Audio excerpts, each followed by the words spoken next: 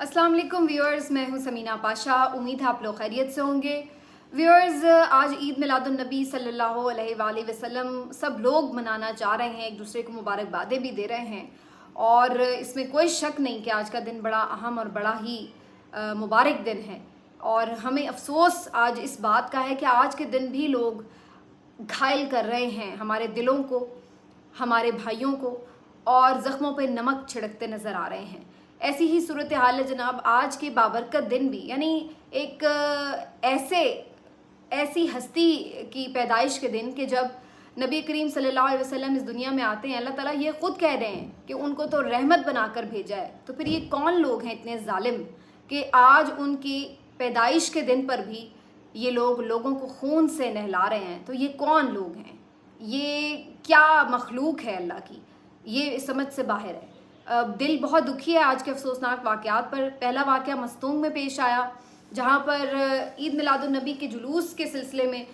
जो लोग इकट्ठे हुए थे, वहाँ पर एक धमाका हुआ है, बड़ा ज़ोरदार दहशतगर्दी का ये वाक़या, जिसके नतीजे में 50 से ज़ायद अफराद जो है वो जहाँ बाग हो चुके हैं अब तक, और दर्जनों अभी भी ज़ख्मी हैं, क्रिटिकल हैं। अल्लाह करे कि कोई इनमें मज़ीद जो जहाँ भाग होने वाले अफराद हैं उनमें कोई इजाफा ना हो। लेकिन इतना दिल दुखा है कि ये आज के दिन भी हमें इस किस्म के वाक़यात जो हैं वो देखने पड़े हैं, और ये बहुत ही जिसको कहते हैं ना कि दिल को दुखा देने वाला वाक़या है। इसकी हर लिहाज से इन्वेस्टिगेशन होनी चाहिए कि क्या ये वही एक जो दहशतगर्दी की लहर हम पहले देख रहे थे उसी तरह की एक लहर है, या खुदा न खास्ता ये कोई फ़िरका वाराना फसादात करवाने की मज़मूम कोशिश तो नहीं है। तो हर एंगल से इसको देखना होगा। आईजी बलोचिस्तान तो ये बता रहे हैं कि डीआईजी ऑपरेशंस जो थे उन्होंने वहाँ पर ख़ुदकुश हमलावर को पहचान लिया था, उन्हें रोकने की भी कोशिश की जिस दौरान ये धमाका हुआ है। लेकिन अब सूरत हाल जो है वो आहिस्ता आहिस्ता मज़ीद तहकीकात के साथ ही वाज़े होगी। फिर अभी यही धमाके की खबर और बाज़गश्त चल रही थी, कितने में हंगू से भी यही खबर आई है। वहाँ पर भी मस्जिद में एक अफसोसनाक वाक़या पेश आया है। वहाँ पर भी बताया जा रहा है कि ग़ालिबन ख़ुदकुश धमाका है जो वहाँ पर हुआ है, और उसके नतीजे में भी इसी तरह जानों का ज़िया हुआ है, दर्जनों अफराद ज़ख्मी हुए हैं, और इसी तरह जो अफराद हैं वो जाँ बहक और शहीद भी हुए हैं। तो ये अल्लाह के कहर से डरना चाहिए जिस नहज पर हम आ चुके हैं और मुल्क को ला चुके हैं। आप देखिए इस तरह के हालात इस वक्त अफ़गानिस्तान में भी नहीं हैं कि जहाँ पर इतनी लंबी जंग लड़ी है उन्होंने, और हम जिस जंग जो हमारी जंग भी नहीं थे इब्तिदा में, उस जंग का ईंधन हम बन रहे हैं और हमारे लोग बने हैं, और ये सिलसिला अभी तक जारी है। तो देखना पड़ेगा, इदारों को भी इस पर गौर करना पड़ेगा कि जो उनकी प्राइम रिस्पॉन्सिबिलिटीज़ हैं वो कर भी रहे हैं। ऐसा नहीं है कि नहीं हो रहा, दहशतगर्दी के ख़िलाफ़ काम हो रहा है, लेकिन इसको और भी ज़्यादा पूरा फोकस इस पर रखना पड़ेगा। फोकस इधर उधर ना करें बराए मेहरबानी, क्योंकि जो प्राइम काम है कानून नाफिज करने वाले इदारों का, वो तो मुल्क में अमन का क़याम है, तो वो सबसे पहले होना चाहिए। बाकी सब चीज़ें जो हैं वो सानवी हैं, और उसके बाद ही बाकी सब मामला ठीक हो सकते हैं। जब सबसे पहले मुल्क में अमन होगा तो फिर ही तरक्की भी होगी, फिर ही मईशत भी आगे बढ़ेगी, फिर ही सियासत भी होगी, फिर ही कोई और बात होगी। लेकिन सबसे जो प्राइम रिस्पॉन्सिबिलिटी है वो तो अमन है। शहरी आपके पुरअमन होने चाहिए, शहरी आपके महफूज होने चाहिए, ये सबसे ज़्यादा ज़रूरी चीज़ है। तो अल्लाह ताला हम सब पर अपना रहम फरमाए। आज के बाबरकत दिन के वास्ते में, उसके वसीले से, उसके सदक़े में हम सब पर अपना रहम फरमा दे। एक स्टेटमेंट है जो आज निगरान वज़ीर आज़म अनवारुल्लाह काकड़ साहब की मेरी नज़र से गुजरी है, उस पर मुझे बात करनी है। जो वो ये कह रहे हैं कि पीटीआई को इलेक्शन में हिस्सा लेने से नहीं रोका जाएगा, उनसे कोई सख्ती नहीं की जाएगी, उनके साथ कोई इम्तियाजी सलूक नहीं होगा। और फिर साथ ही साथ इमरान खान साहब के बारे में फरमा रहे हैं कि जी उनका मुकाबला इस वक्त रियासत से है, उनका मुकाबला फ़ौज से नहीं है, रियासत से है। ये बड़ी इंटरेस्टिंग बात है कि हमारे मुल्क में ज़्यादातर जो लोग हैं वो फ़ौज को ही रियासत समझते हैं और रियासत को ही फ़ौज समझते हैं, और अक्सर हमारे तज्ज़ियाकार भी इसको एक इस्तारे के तौर पर इस्तेमाल कर लेते हैं कि जब डायरेक्टली वो फ़ौज का लफ्ज़ इस्तेमाल नहीं करना चाह रहे होते, मोहतात होना चाहते हैं, तो वो फिर रियासत का लफ्ज़ इस्तेमाल करके तो अपनी बात कन्वे कर लेते हैं। कुछ लोग इस्टेब्लिशमेंट का लफ्ज़ इस्तेमाल कर लेते हैं, और कुछ लोग मुक़्तदिर हल्के कह लेते हैं। लेकिन जो समझने वाले हैं, जो सोचने वाले हैं, जो सुनने वाले हैं, उनको मालूम है कि बात किसकी हो रही है और किसकी तरफ इशारा है। तो बहरहाल जो बात अनवारुल्लाह काकड़ साहब कह रहे हैं उसमें तो वो ये बज़ाहिर कह रहे हैं कि जी फ़ौज से मुकाबला नहीं है, रियासत से है। تو پھر شاید انہیں ایکسپلین بھی کر دینا چاہیے تھا کہ ریاست سے ان کی مراد کیا ہے، کیونکہ جیسے میں نے کہا کہ کچھ لوگ تو ریاست فوج کو ہی سمجھتے ہیں، لیکن جو آئین کی تعریف ہے اس کے مطابق تو ریاست فوج نہیں ہے، اس کے مطابق تو ریاست آپ کے عوام سے ہے، اس کے مطابق تو میں بھی ریاست ہوں، آپ بھی ریاست ہے، اور اس کے مطابق تو ہم سب 24 کروڑ ریاست ہیں، اور ہم سب 24 کروڑ لوگوں کا اس وطن عزیز، اس مٹی سے جو رشتہ ہے وہ ریاست ہے، جو ہمارا آئین پاکستان ہے، ایک سوشل کانٹریکٹ ہے جو ہمیں اس کے ساتھ جوڑتا ہے، جو ہمیں اس کے ساتھ باندھ دیتا ہے، یہ ایک معاہدہ ہے ہمارا اور اداروں کا، اور ادارے ہمارے ہیلپ کے لیے، ہماری خدمت کے لیے ہیں، اور عوام جو ہیں وہ الٹیمیٹلی اللہ تعالیٰ کے بعد اقتدار اعلیٰ کے اختیار رکھتے ہیں۔ تو آئین تو ہمارا یہ کہتا ہے کہ ریاست تو ہم سب سے ہے، ہم سب ریاست ہیں، ہم سب کے علاوہ کوئی الگ سے ریاست کسی بلڈنگ کا نام نہیں ہے کہ ہم یہ کہیں جی یہ سپریم کورٹ ہے تو یہ ریاست ہے، یا یہ پارلیمان ہے تو یہ ریاست ہے، یا یہ GHQ ہے تو یہ ریاست ہے۔ ریاست ہم سب سے ہے، ہم سب عوام سے ریاست ہے۔ لیکن جو انوار اللہ کاکڑ صاحب کا بیان ہے، اگر اس ڈیفینیشن کے تناظر میں اس کو جج کیا جائے تو یہ بڑا عجیب سا بیان لگے گا آپ کو کہ کیا عمران خان کا مقابلہ پاکستانی عوام کے ساتھ ہے؟ عمران خان پاکستان کے عوام کے ساتھ برسر پیکار ہیں، یا ان کے ساتھ کمپٹیشن میں ہیں، یا ان کے ساتھ ان کا کوئی مقابلہ ہے؟ تو یہ تو بالکل ایک بے سروپا بات لگتی ہے، کیونکہ عوام تو بیسیکلی بظاہر تو جو سرویز آ رہے ہیں اس کے مطابق تو عوام تو الٹا ان کے ساتھ کھڑی ہے، تو ان کے ساتھ مقابلے میں کہاں سے ہو گئی عوام؟ عوام تو اس کو چاہتے ہیں، عوام تو اس کے دیوانے ہیں، عوام تو اس کو ووٹ کرنا چاہتے ہیں، اس کو دوبارہ سے وزیر اعظم دیکھنا چاہتے ہیں، جو میجورٹی بتاتا ہے ہر سروے، اور یہ کوئی ایسی ڈھکی چھپی بات نہیں ہے۔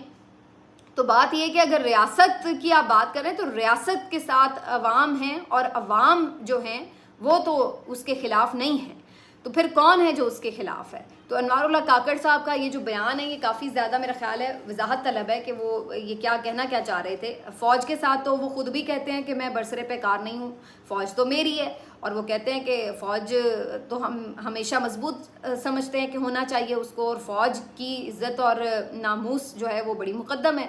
البتہ ان کا وہی پوائنٹ آف ویو ہے جو آج سے کچھ دیر پہلے تک نواز شریف صاحب کا بھی تھا، کہ فوج کے کچھ جو سپہ سالار ہیں یا جرنیل گزرے ہیں ان کے جو ایک رویے رہے ہیں سیاست میں، جو ان کی مداخلت رہی ہے اس کے اوپر اعتراضات ہیں، وہ آج کل نواز شریف کو تھے، آج عمران خان کو ہیں۔ تو کیا ہم یہ سمجھیں کہ کل نواز شریف پھر ریاست کے ساتھ برسر پیکار تھے اور آج وہ ریاست کو بہت عزیز ہو گئے ہیں، لیکن یہاں پر عمران خان آج ریاست کے لیے برے ہو گئے ہیں اور عمران خان ریاست کے ساتھ برسر پیکار ہیں؟ تو یہ اس کو میرا خیال ہے تھوڑا ایلیبریٹ کرنے کی انہیں ضرورت ہے۔ دوسرا جو ایک انٹرسٹنگ بیان میری نظر سے گزرا وہ رانا ثناء اللہ صاحب کا تھا۔ رانا ثناء اللہ صاحب جو ہیں انہوں نے ایک بڑی انٹرسٹنگ بات کی کہ ایک ایپ لانچ کی جا رہی ہے PMLN کی طرف سے، اور اس میں ہر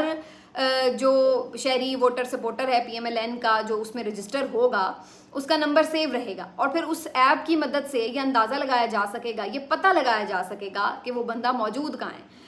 یہ سارا جو اہتمام کیا جا رہا ہے یہ 21 اکتوبر میں جلسے کے لیے کیا جا رہا ہے، کہ 21 اکتوبر کو جو جلسہ کیا جائے ویلکم کرنے کے لیے، اس کے اندر تمام لوگوں کی حاضری یقینی بنائی جائے۔ تو اس وجہ سے انہوں نے یہ پورا ایک پلان آؤٹ کیا ہے کہ جناب ان سب کو ذرا ڈنڈے کے زور پہ اندر رکھو، دیکھیں گے، چیک کریں گے کون آیا ہے کون نہیں، ان کی ایسی کی تیسی۔ تو یہ والی سچویشن لگ رہی جیسے اسکول میں کوئی حاضری لگتی ہے تو ووٹر سپورٹروں کی بھی حاضری لگے گی جو رجسٹر ہو جائیں گے، اور یہ اب کام بھی سونپا جا رہا ہے۔ کچھ ذرائع یہ خبر دے رہے ہیں MNAs اور MPAs اور جو حلقے کے لیڈر ہیں PMLN کے، کہ آپ اپنے حلقے کے جو لوگ ہیں ان کا نمبر اور جو بھی ان کا ڈیٹا ہے وہ شیئر کریں، تاکہ اس ایپ میں ہم ڈال سکیں اور پھر ہم چیک کریں اس ایپ سے کہ کون اس دن پہنچا اور پھر کون نہیں پہنچا۔ تو یہ ایک بڑی عجیب سی مجھے بات لگی۔ ایک جانب میاں جاوید لطیف صاحب یہ پیغام پہنچا رہے ہیں کہ جی میاں صاحب نے تو کہا ہے کسی کو آنے کی ضرورت نہیں میرے استقبال کے لیے، میں کون سا کچھ فتح کرنے آ رہا ہوں، اور دوسری طرف رانا ثناء اللہ صاحب کے بیان سے تو ایسا لگ رہا ہے کہ وہ کہہ رہے ہیں کہ جناب ڈنڈا کی زور پہ سب کو لے کے آئیں گے، دیکھتے ہیں کون نہیں آتا میاں صاحب کو ویلکم کرنے، زبردستی ویلکم جیسے کرایا جا رہا ہو۔ تو یہ بڑی ایک انٹرسٹنگ بات ہے۔ لیکن ایک چیز جو اس میں لاسٹلی میں شیئر کر دوں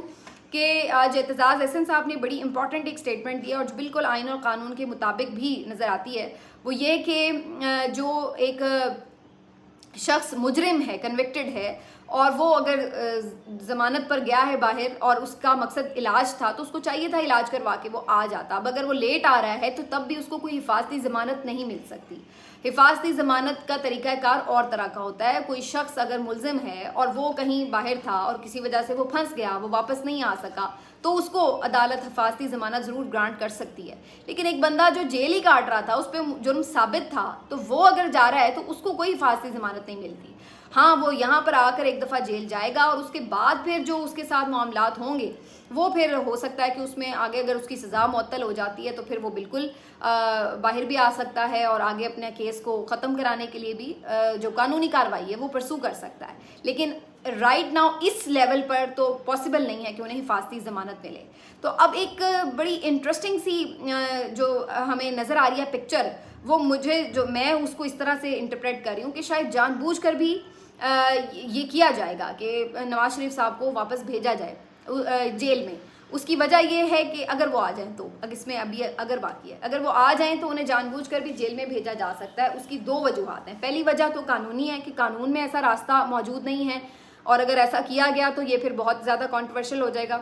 اور دوسری بات یہ ہے کہ سیاسی طور پر بھی ان کو اس کا فائدہ ہو سکتا ہے اگر وہ واپس آئیں. ان کے خیال سے کہ جی وہ واپس آئیں, پھر انہیں بھی جیل میں ڈالا جائے, ادھر عمران خان بھی جیل میں ہو, تو یہ تاثر دیا جائے کہ دیکھیں جی عمران خان کے ساتھ کوئی ظلم و زیادتی نہیں ہو رہی, ادھر PMLN کا لیڈر بھی تو دیکھیں جیل میں ہے نا. تو وہ ایک بیلنس کا تاثر دینے کے لیے بھی جان بوجھ کر انہیں کچھ دیر کے لیے جیل میں رکھا جا سکتا ہے, اور پھر الٹیمیٹلی ان کی چیزیں پرسو کر کے انہیں باہر نکال کر ان کو کلین چٹ بھی مل سکتی ہے. تو مجھے لگ رہا ہے کہ جو میں کافی دنوں سے بات کر رہی تھی کہ پتہ نہیں کیوں نواز شریف صاحب جیل نہیں جانا چاہتے, میرے خیال سے تو جیل جانے سے ان کو بیانیہ بنانے میں کوئی مدد مل جائے گی, کوئی ان کی آپٹکس کے لیے اچھی پکچرز آ جائیں گی کہ ہاں بھائی اگر عمران خان جیل میں ہے, اس کو ہمدردی کا ووٹ مل رہا ہے, تو نواز شریف کو بھی تو ہمدردی کا ووٹ مل سکتا ہے. کبھی دیکھیں کتنا بااصول بندہ تھا, جیل سے گیا اور پتا تھا میں نے واپس جانا ہے تو جیل میں ہی جانا, پھر بھی واپس آ گیا. تو اس قسم کا نیریٹو بنانے میں کچھ ہیلپ ملے گی. تو مجھے لگتا ہے کہ شاید اس کے اوپر کچھ سوچا گیا ہے, اور اب یہ طے کیا جا رہا ہے کہ اگر نواز شریف صاحب واپس آئیں تو ان کو جیل بھیج ہی دیا جائے, بھلے چند دن کے لیے,